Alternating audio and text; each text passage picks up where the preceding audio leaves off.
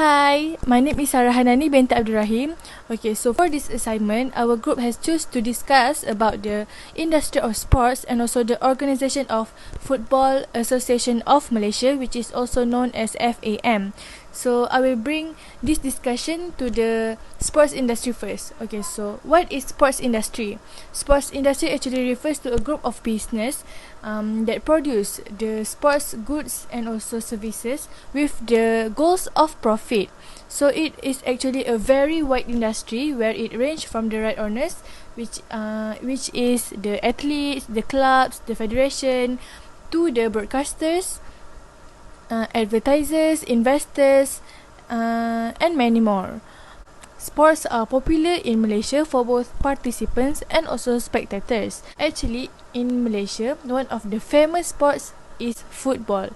So the national football team in Malaysia use the nickname of Harimau Malaya, which refers to the Malayan Tigers. So actually, up until the year 2020, the national football team of Malaysia had participated in countless of competitions such as the AFF Championship, the Olympic Games, the AFC Asian Cup, and many more. So football in Malaysia are run by Football Association of Malaysia, which is FAM. So they are the responsible organisation for governing the football in Malaysia and also organising the National Football Club. In 2021, FAM is led by its 7th president, which is Yang Berbahagia Datuk Haji Hamidin bin Haji Muhammad Amin, with Stuart Michael Ramalingam as its Secretary General.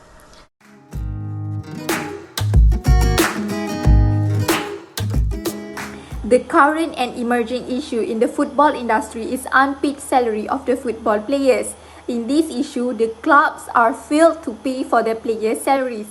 Some of the football players did not get the salary that they have been promised of, as their salaries has been delayed for months.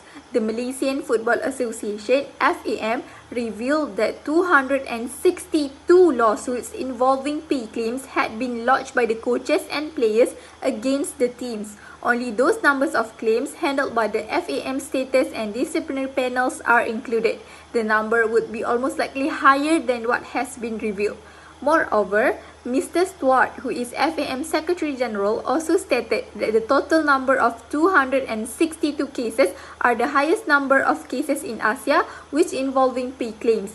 As a result, unofficially, the Malaysian League is ranked first in Asia for the most cases of unpaid salaries.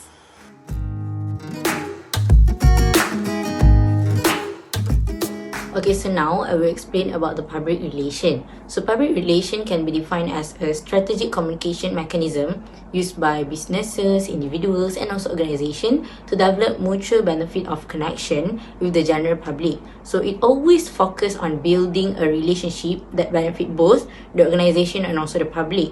And public relation always maintain and creates a positive reputation and strong connection with the target audience by drafting a specific communication plan using the media or any direct or indirect method.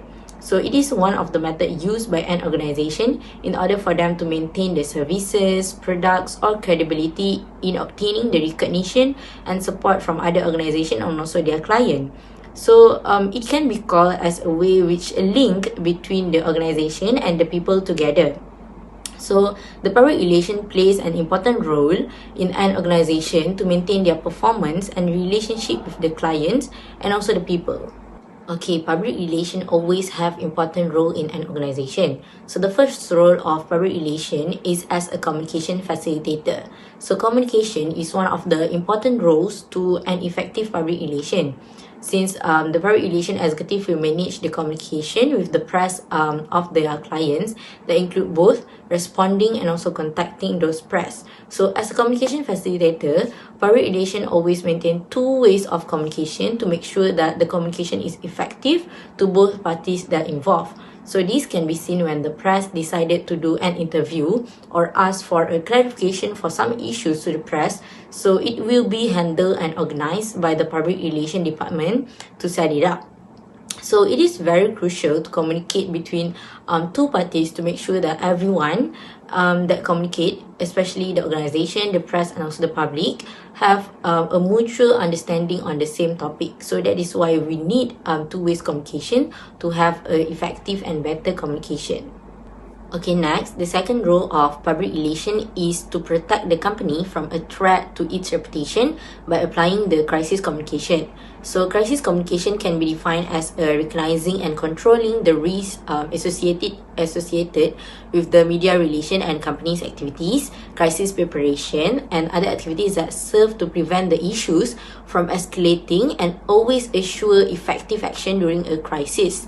So, public relation team's crisis communication plan often includes identifying particular logistic for expecting reporters, naming an official crisis spokesperson, and developing targeted message for internal or external audiences. So, during the crisis communication, the public relation need to do a crisis response, as it is very crucial to face the crisis. So the public relation have a critical function during the critical response by developing the message that are communicated to various people. So there are three roles of public relation during crisis management, which includes research, immediate response, and the last one is recovery of a brand's reputation.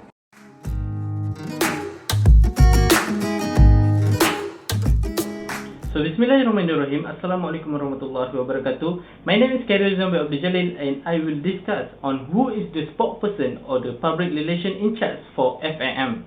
So the current General Secretary for Football Association Malaysia, FAM, is Stuart Michael Ramalingam since 2018. Stuart was appointed as a General Secretary by the President of FAM since it is based on Article 61, Paragraph 1 in the FAM Statute. The appointment of General Secretary was because from his past 10 years achievement in the management and administration in the football arena. He was organizing in the FIFA and AFC.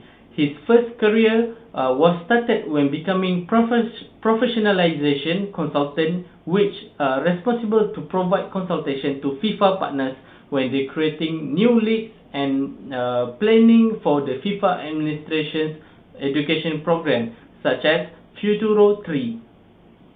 In 2012, Malaysian Super League MSL appointed Stuart to become a chief executive officer, and his job scope was to make plan for FAM structure and make commercial aspects for the organization. Furthermore, Stuart become a consultant to Dentsu Sports and IMG, which is the largest sports agencies. Stuart played a crucial role of public relations of FAM and also took brilliant actions regarding the current situation happened. Firstly, Stuart announced that FAM did not bias onto making decisions regarding punishments. These circumstances arose when the quality of local referees were becoming attention after the incidents of players pushing the referees during the game. The response from Stuart was stated that the organization will always become neutral and did not bias, including the decision on the quality of referees or player behavior. The organization accepted that their job is to remain unbiased and always become middleman for every situation.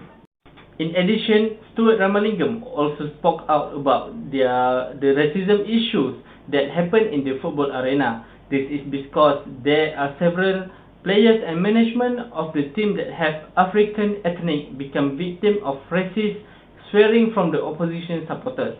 Ifidayo Omosuyi, which is a player from Selangor FC, was a victim of a racial insult during Kering Cup. The fans from opposition team chanting monkey toward Ifidayo during the match started.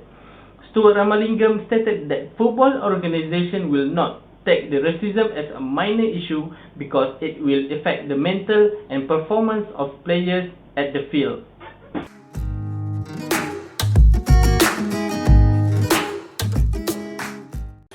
Since the days of amateur football, there has been an issue of the unpaid salary.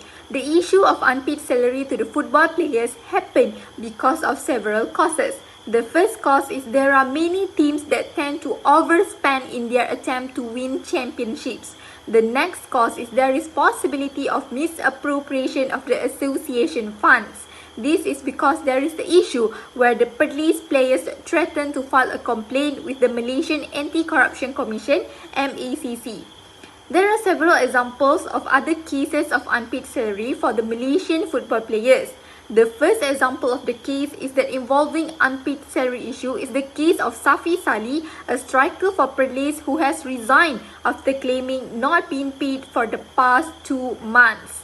The next example is the case of Muhammadu Sumareh, who filed an official complaint to the Federation Internationally de Football Association, which is the international federation governing association football, regarding of his months of unpaid salary.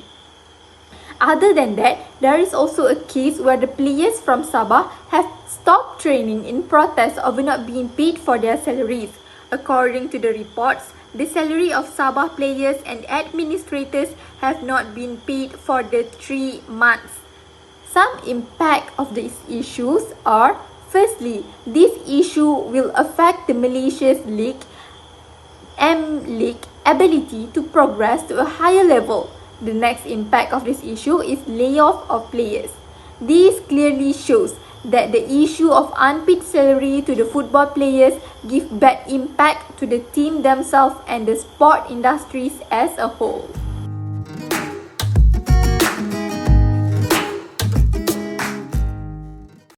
Assalamualaikum and a very good day. My name is Nur Arifiti Samaun and I'm going to present about the privatization. What is a privatization? According to Montes and Mears 2019, privatization is traditionally defined as private organization that are able to provide the same or comparable punishment and services as public correction and able to do so with low cost. According to Stuart Ramalingam, FAM Secretary General stated that Malaysia is one of the last countries in the world to change FA, Football Association, into FC, Football Club, since other countries already changed to privatization from long time ago. Conversion from FA into FC allow the clubs to have proper ownership, whether by an individual or any corporation. Potential investor will be more interested in investing for these clubs as political red tape is reduced. This helps the FC to have a reliable sponsorship and healthy revenue, as there will be less bureaucracy involved in the process. So it leads to more sustainable finance and management, which impact the organization positively as a whole. As an example, JDT, Johor Darul Takzim, is one of the earliest private football club in Malaysia, should be looked up as an example for other football club that just turned into FC in Malaysia. Tunku Ismail, Tunku Mahkota Johor TMJ, is the owner of JDT, is proud to say that the football club can create their own strategy, not only in business but also commercialization. The business strategy helped the football clubs to generate their own funds without depending on the state government for any facilities or any tools. The business strategy also leads the football club to involve in investing in long-term projects, which will create the exclusivity and reputation for JDT. Following the privatization since 2013, JDT have won 7 consecutive Super League titles, 5 Charity Shields, 1 FA Cup and 2 Malaysia Cups. JDT reputation soared when it became the first team from Southeast Asia that won the Continental AFC Cup in 2015. This shows that privatization of football association not only solve the unpaid players issue but also motivates the player to work even harder for every games and boost the economy. On the 5th October of 2020, FAM released a statement that 21 teams successfully completed FC privatization. There are 7 steps that must be fulfilled in order to achieve the privatization title. The first step is getting pre-formed FA through a no objection and support letter. Next, the organization must be registered under the Companies Commission of Malaysia (SSM). Then the organization must register the name and logo under Intellectual Property Corporation of Malaysia (MyIPO). The process continues to PJS, license registration, then signing the assignment contract between FA and FC. After signing the assignment contract, the organization is required to acquire the written confirmation and approval from the FA. The last step is the organization must acquire the approval letter from FAM and AFC. FAM also assists strengthening the privatization of football club by preparing several programs that will begin early 2021, such as CEO's workshop, infrastructure and stadium workshop, club operation workshop, security workshop, technical director summit, club marketing workshop, and legal workshop. All these programs are conducted to help the football club undergo the process from FA to FC successfully, how to maintain and bring the organization even forward. That's all from me. Thank you.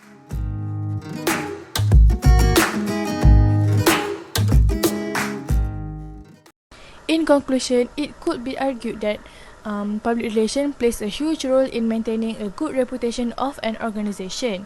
So a public relation needs to be someone who can handle press media very well, since it is the only time where all the issues and also the confusion can be cleared, since there are two-way communication between the organization and also the press. Other than that, PR also play a huge role in strengthening the community relation. This is because anything that is shared by the organization will become influential, especially when the organization like FAM is the sole organization that manage the football in Malaysia. So it will gather the attention of all levels of community. That's all from our group. Thank you. You're everything that I see. I want your heart, love, and emotion endlessly. I can't get over you. You put your mark on me. I want your heart.